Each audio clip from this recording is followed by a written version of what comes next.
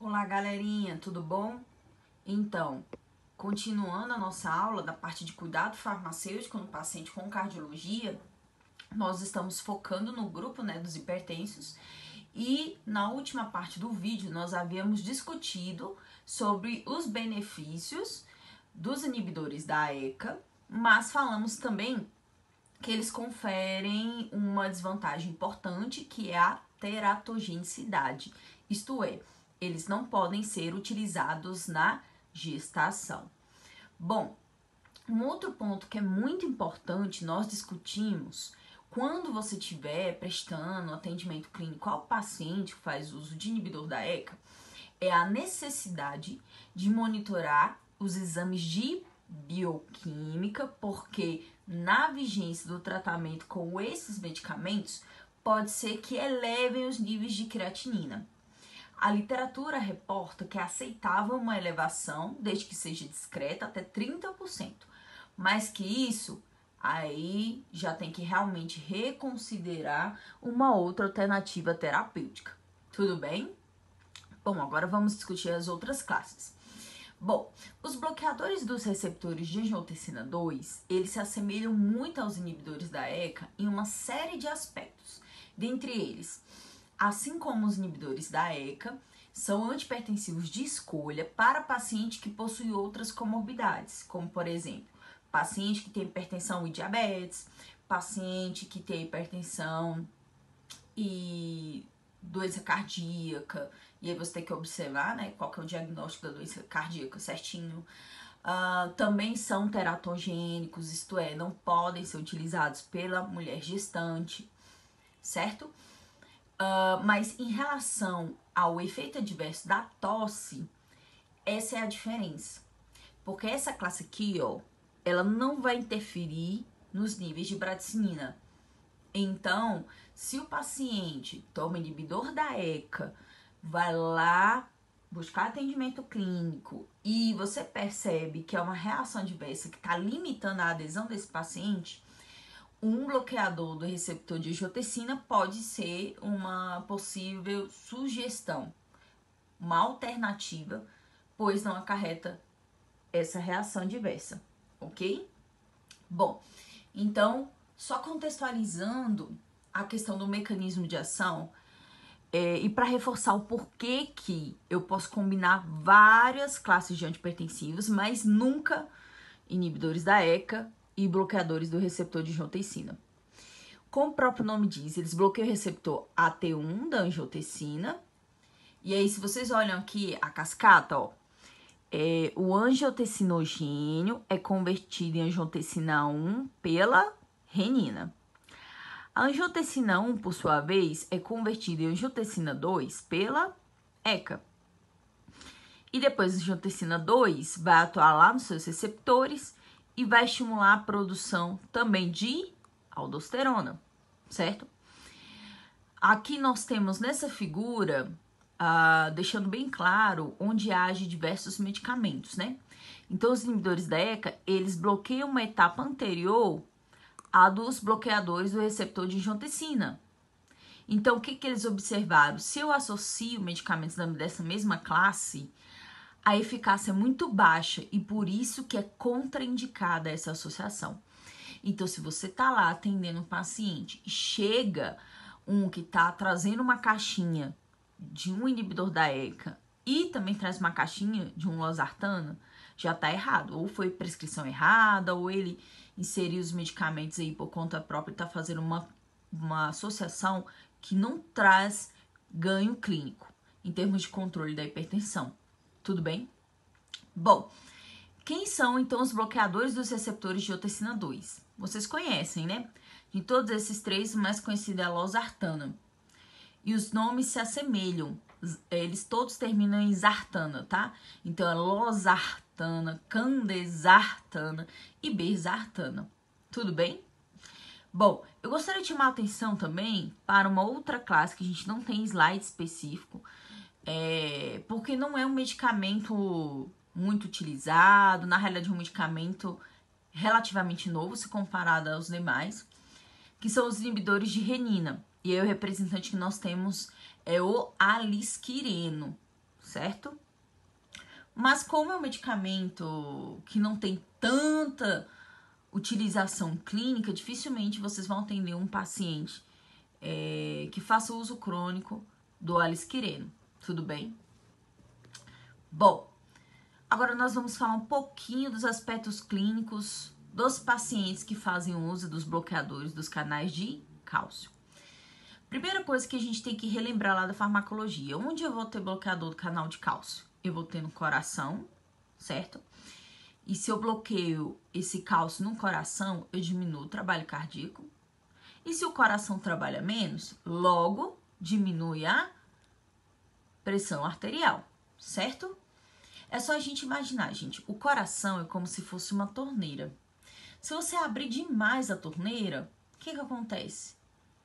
Aumenta a pressão do fluido que tá correndo aqui, a pressão que ele... E galerinha, ainda falando sobre os bloqueadores dos canais de cálcio, é importante a gente lembrar que eles podem distinguir daqueles que têm maior seletividade sobre os canais de cálcio dos vasos sanguíneos, daqueles que têm maior seletividade sobre o coração. Eu tô aqui ajeitando a câmera porque tá um pouquinho tortinho, tá? Sempre tá ficando tortinho nas gravações, mas se ficar menos torto, melhor, né? Bom, então olha só. Os que agem seletivamente sobre os vasos sanguíneos, eles vão ter uma atividade mais vasodilatadora, ok? Enquanto tem aqueles que são mais seletivos para diminuição do trabalho cardíaco. E aí, né, se a gente for discutir os representantes da classe, essa diferença, nós vamos ver que todas as dihidropiridinas têm uma ação mais vasodilatadora, certo? E aí entra a principal representante, que é nifedipina, lodipina, por aí vai. Enquanto que aqueles que são mais seletivos em diminuir o trabalho cardíaco são o verapamil e o diltiazem, certo? É importante a gente lembrar também que aqueles que têm uma atuação como vasodilatador de curta duração devem ser evitados, porque eles induzem vasodilatação reflexa e isso tem um risco de infarto agudo do miocárdio, ok? Bom, falando agora das diferenças clínicas dos representantes. O verapamil, ele age tanto nos canais de cálcio dos vasos sanguíneos como no coração. E como ele age no coração, ele é utilizado também no tratamento de outras doenças cardíacas, como a angina e arritmias, né? E também vocês vão ver alguns pacientes com enxaqueca recebendo o verapamil e obtendo uma resposta clínica positiva. O diltiazem também atua no coração e tem efeitos vasculares, assim como o verapamil. Já as dihidropiridinas, como nós já discutimos, agem mais nos vasos sanguíneos. Os representantes, tá aqui os nomes, a gente já citou. E elas são preferíveis no paciente hipertenso com asma, diabetes e doença vascular periférica, se comparado aos beta-bloqueadores. Por quê? Os beta-bloqueadores, eles agem, né, principalmente os não seletivos, eles agem no coração, diminuindo o trabalho cardíaco, mas também eles podem agir lá no pulmão, causando broncoconstrição. Imagina, se um beta-bloqueador causa broncoconstrição como como um efeito adverso, o que vai acontecer no paciente asmático? Ele pode desenvolver uma crise respiratória, não é? Então, se você for comparar o beta-bloqueador, que diminui o trabalho cardíaco, e os bloqueadores dos canais de cálcio, que também diminui o trabalho cardíaco, os bloqueadores dos canais de cálcio têm essa vantagem de não causar uma piora no paciente asmático, tudo bem? Além disso, os beta-bloqueadores não seletivos, eles interferem nos níveis lipídicos. E a gente sabe que muito paciente com hipertensão tem problema para controlar colesterol, né? E as frações, triglicerídeos.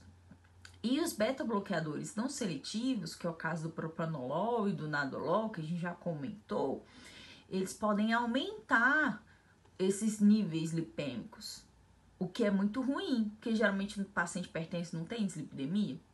Então também essa seria uma outra vantagem dos bloqueadores dos canais de cálcio, que não interferem nos níveis lipêmicos, se comparado aos beta-bloqueadores, tudo bem? Bom, aqui a gente tem outros efeitos adversos que a classe pode resultar, como edema periférico, rubor, então a face pode ficar mais vermelhinha, vertigem e cefaleia, certo? Bom, agora nós vamos comentar sobre os bloqueadores dos receptores alfa, certo? Bom, aqui nós temos um neurônio onde está tendo a produção da noradrenalina e depois ela é liberada, certinho? Aqui na fenda sináptica, ela pode agir nos seus receptores pós-sinápticos, tanto no receptor alfa quanto o beta, tudo bem? Vocês viram lá na farmacologia que o receptor alfa-1, ele é predominante nos vasos sanguíneos. Então, quando a adrenalina ela age aqui no receptor alfa-1, ela vai causar vasoconstrição e, portanto, elevação da pressão, tá? Tanto que, imagine... Gente, retomando a explicação dos bloqueadores adrenérgicos que agem no receptor alfa. Eu tive aqui um problema na gravação, mas vamos que vamos deixar a peteca cair não. Tudo bem? Bom, então vamos lá. Aqui nós temos os receptores alfa-1 que a gente já discutiu, que estão predominantes nos vasos sanguíneos. E aí, quando você tem uma situação de estresse, o que acontece? Você tem uma descarga de adrenalina, essa adrenalina age lá no receptor alfa-1 e você vai ter elevação da pressão. Tudo bem? Existem medicamentos que eles agem nesse receptor alfa-1 bloqueando a ação da adrenalina, certo? E quem são, né? Mais conhecida a prazosina, mas nós temos também a doxazosina e terazosina. Se eles bloqueiam a ação da adrenalina de vasoconstrição, portanto, eles causam vasodilatação.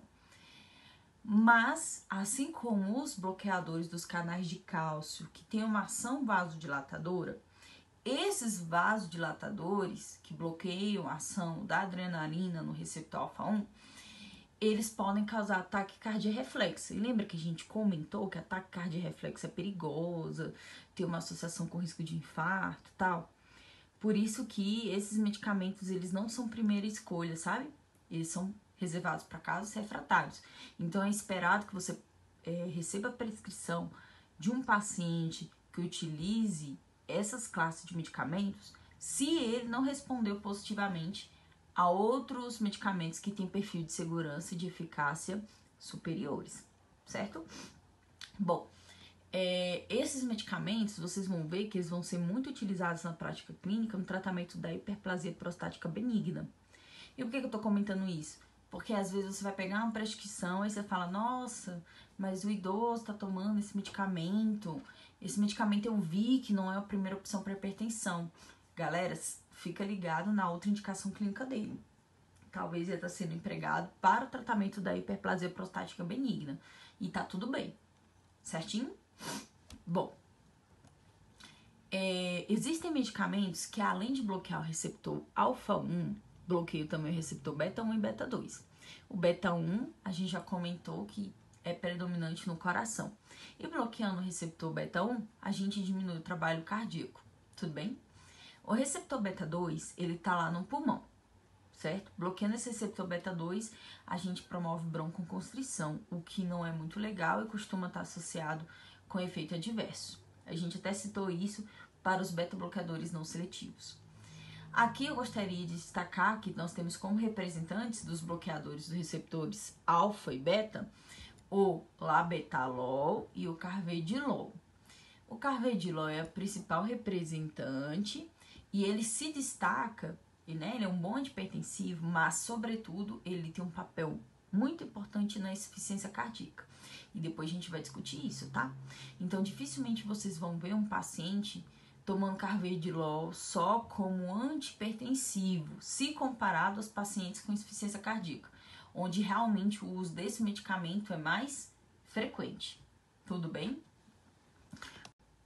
Bom, pessoal, agora a gente vai falar dos medicamentos que atuam em nível central, e o primeiro deles é a clonidina. A clonidina, ela é um agonista do receptor alfa-2. Quando ela age aqui, ela dá feedback negativo, isto é, o terminal do neurônio entende que não tem necessidade mais de liberar adrenalina e noradrenalina, tá? E se diminui a liberação desse neurotransmissor, ela não vai ativar o receptor alfa-1 e, portanto, não causa vasoconstrição. E ela também não vai atuar lá no receptor beta-1 e não vai intensificar o trabalho cardíaco, ok? Então, deu para compreender o porquê que ela tem uma atividade como antihipertensivo. Contudo, esses medicamentos de ação central, o perfil de segurança não é muito legal, eles causam sedação, certo? Boca seca, constipação. Quando você suspende uma vez o medicamento, dá uma hipertensão rebote, então o perfil de segurança não é muito legal. E essa é uma outra classe que também é reservada para casos refratários.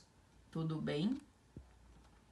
Bom, um outro adrenérgico de ação central, como nós já dissemos, esses medicamentos de ação central são reservados para cardiorrefratariedade, mas esse daqui eu queria destacar, a metildopa, porque ela é bastante empregada na mulher gestante que tem hipertensão, certo? Aí você vai falar, professora, então basicamente na prática clínica, a maior parte dos meus pacientes hipertensos que usam metildopa é esse? Sim, é a mulher hipertensa que engravida e vai tratar com metildopa. Tudo bem? Ele causa, assim como a clonidina, né? Esses de ação central, de uma forma geral, causa sedação e sonolência.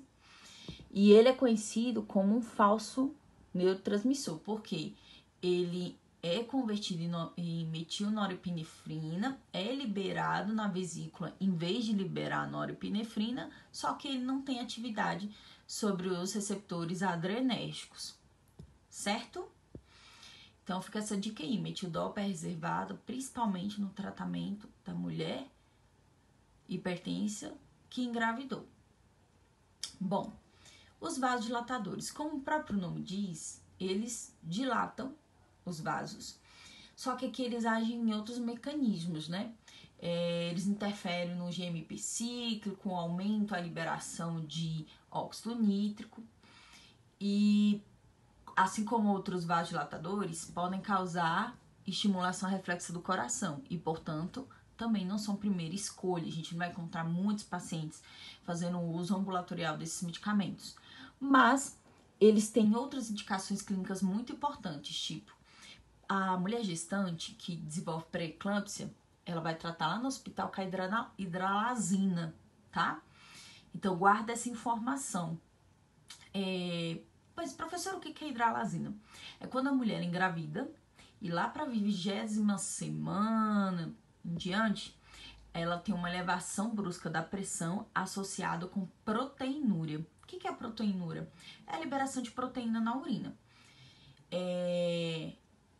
Esse é um caso que a gente tem que tratar, porque pode ser deletério para a saúde da mãe e também do feto, e por isso que ela toma como antihipertensivo, né, para tratar essa urgência, que é a pré-eclâmpsia, ela usa a hidralazina, tudo bem? Já o minoxidil é reservado para o tratamento da queda de cabelo, porque ele causa hipertricose. Então, ou seja, uma outra indicação aqui, não entraria aqui muito na discussão do ponto de vista de medicamentos usados na cardiologia. Tudo bem? Aí você fala, professora, e qual que é a diferença da pré-eclâmpsia para a eclâmpsia? A eclâmpsia já é mais grave, além de ter a elevação dos níveis pressóricos, a gestante pode ter crises convulsivas severas. Tudo bem? Por isso que é muito importante a gente já entrar com vasodilatador e tratar essa mulher para que essa pré-eclâmpsia não evolua para uma eclâmpsia. Bom, e aí falando um pouquinho da emergência hipertensiva. Emergência hipertensiva é quando a mulher ou o homem chega lá no hospital com os níveis pressóricos super altos, tipo acima de 180 milímetros de mercúrio por 120. E geralmente está associado a uma lesão instalada ou progressiva de órgão-alvo. Já é uma pessoa que muitas vezes não controla sua hipertensão, tem esses picos e às vezes está desenvolvendo um problema renal, enfim. E aí vocês vão ver que vários medicamentos podem ser utilizados na prática clínica, e é claro, por via intravenosa, para controlar essa emergência hipertensiva. Então, como vasodilatador, a gente vai ter o nitroprusiato de sódio, a gente vai ter a hidralazina. Como medicamentos que bloqueiam o receptor alfa-1, beta-1 e beta-2, a gente vai ter o labetalol, né? Que é lá da classe do carvedilol. Nós vamos ter como bloqueadores dos canais de cálcio mais seletivos para vasos sanguíneos a anicardipina, que também tem uma ação bem vasodilatadora, né? E nós temos a fentolamina, que é um bloqueador do receptor alfa, e o esmolol lá, que é do grupo dos beta-bloqueadores. Então, vocês podem perceber que tem vários medicamentos e muitos deles são vasodilatadores. E por que eu estou destacando isso? Porque vocês vão ver que são muitos medicamentos usados para tratamento da hipertensão e você deve estar louco neste momento pensando, professor, é coisa demais. E eu sei que vocês estudaram as classes de medicamentos na farmacologia. O que eu quero destacar aqui é que você, como farmacêutico clínico, em formação, você tem que entender. Existem medicamentos que são mais utilizados para emergências, existem medicamentos que são reservados para alguns grupos específicos e medicamentos que são rotineiramente utilizados e que quando eu faço o acompanhamento ambulatorial desse paciente, eu vou encontrar esses medicamentos com mais frequência nas prescrições, certo? Desenvolva esse raciocínio. Então, por exemplo, numa emergência hipertensiva, eu vou ter muitos medicamentos que agem como vasodilatadores. Já esses medicamentos, por sua vez, não são muito interessantes para o tratamento ambulatorial. Geralmente, tratamento ambulatorial, eu vou ter paciente utilizando inibidor da ECA, bloqueadores do receptor de angiotensina 2, bloqueadores do canal de cálcio e, eventualmente, um beta-bloqueador, de preferência, um mais seletivo. E aí, é claro, tem os pacientes que são casos especiais. Então, se é uma hipertensa que engravidou, metildopa. Se é uma mulher que desenvolveu pré-eclâmpsia, hidralazina. Se é um paciente que tem diabetes e hipertensão, que é muito comum essa comorbidade, geralmente a gente associa inibidor da ECA mais um medicamento para diabetes ou um bloqueador do receptor de angiotensina mais o medicamento da diabetes. Então é isso que eu quero que vocês construam, mecanismo de ação, a gente fala aqui, só porque as classes são classificadas assim e para vocês relembrarem. Mas o mais importante é você desenvolver esse raciocínio clínico, compreender quando é que a gente vai preferir um determinado medicamento em um paciente e quando é que eu vou preferir outro em outro caso clínico, segundo a singularidade de saúde daquele indivíduo. Tudo bem? Então é isso, minha gente. E as questões, elas vão pedir isso para você.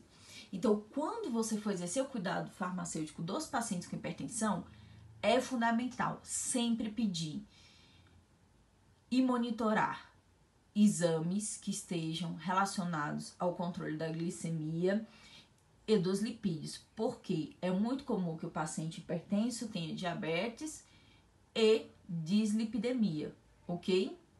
Além disso, é fundamental que o farmacêutico monitore os níveis pressóricos, até para entender se aquele medicamento está efetivo, se o paciente está aderindo ou não ao tratamento, certo? E é claro que a gente não poderia deixar de fora que o farmacêutico é muito importante no rastreamento em saúde do paciente que às vezes tem hipertensão e não sabe. Porque a hipertensão do seu início ela é silenciosa. Às vezes o cara vai ter de vez em quando uma dor de cabeça, um mal-estar e que ele nem vai associar que pode ser hipertensão.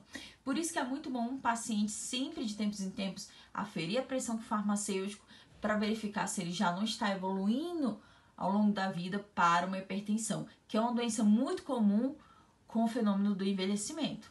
Tudo bem? É importante também destacar a importância da adesão, já que é uma doença que não tem cura. A promoção do autocuidado, que aí entra as mudanças no estilo de vida, que a gente já comentou.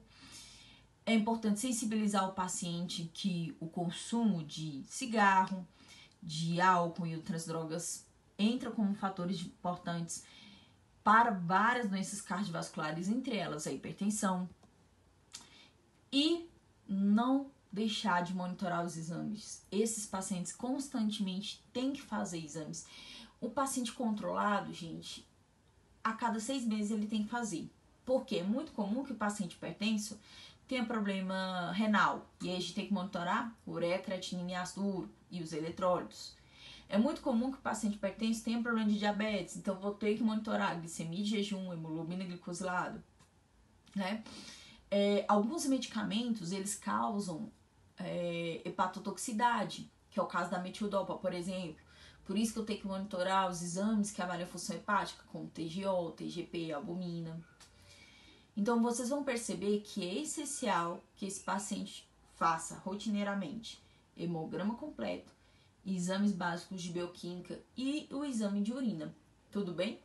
Até porque o exame de urina ele também auxilia no diagnóstico para verificar se esse paciente ele está evoluindo para um problema renal em função de uma hipertensão não adequadamente controlada, certo? Bom, agora falando das questões, né? Eu coloquei aqui algumas questões bem voltadas para a parte clínica, são 5 questões só, fáceis de ser resolvidas, e aí a gente coloca o caso e vocês têm que escolher qual que é o medicamento, tudo bem? E aí como que vocês vão fazer? Vocês vão responder a questão e justificar por que você escolheu esse medicamento. Vou dar um exemplo. Questão 1. Um homem de 45 anos começou recentemente um tratamento para hipertensão e ele desenvolveu tosse seca. Qual dos fármacos provavelmente é responsável por esse efeito indesejado? Aí você vai lá e marca. Sei lá, letra D. Esse medicamento causa tosse porque ele age assim, assim, assim. Pronto. Respondeu a questão. Tudo bem? Questão 2. Qual dos seguintes fármacos causa taquicardia reflexa ou hipotensão postural no início do tratamento? Você vai lá, marca a alternativa e justifica pelo mecanismo de ação, certo? E vocês vão ver que todas as questões elas estão bem voltadas para esse raciocínio clínico, de você conseguir perceber para cada situação qual medicamento tem que ser selecionado. Aqui nós temos 2 videozinhos que tem um resumo da farmacologia desses medicamentos que agem no sistema cardiovascular para reforçar aí os conhecimentos